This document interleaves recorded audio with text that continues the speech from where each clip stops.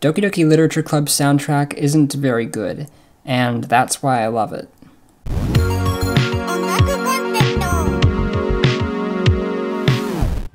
I'm sure you've all heard of Doki Doki Literature Club by now. It's a visual novel created by an independent developer named Dan Salvato, and despite the game's innocent exterior, let's just say the mature content warning is there for reasons you wouldn't expect out of a visual novel. Although I haven't played the game myself, mostly because I'm a wuss, I thought I'd give its soundtrack a listen.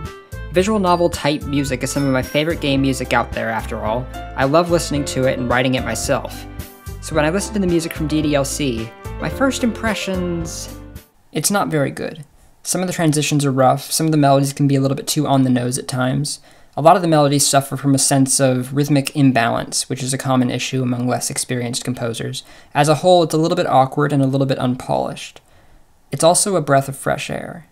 When I heard the soundtrack, I could sense immediately that it was composed by a person of integrity. After reading interviews with Salvato, I found my impression to be further confirmed.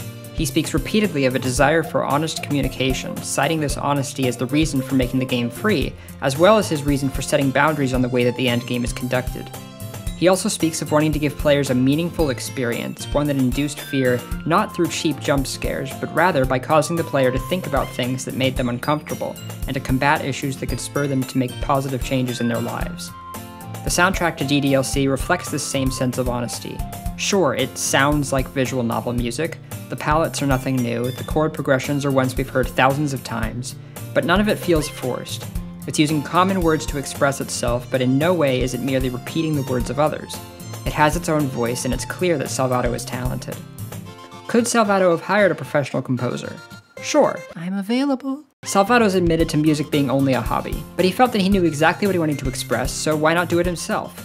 He's not the only one to take this path, by the way. Jun Maeda, one of the pioneers of the visual novel industry and the lead writer for games such as Clannad and Canon, also composes some of the music for his games, and he does so for similar reasons. Like Salvato, Maeda's music can be a little awkward at times, but within this lack of polish is something honest, truthful, and meaningful, and that puts their music above and beyond that of most. There's a scene in the anime K-On! Where the main character Yui asks to hear the members of her new music club perform together. They pick a song they all know and play through it.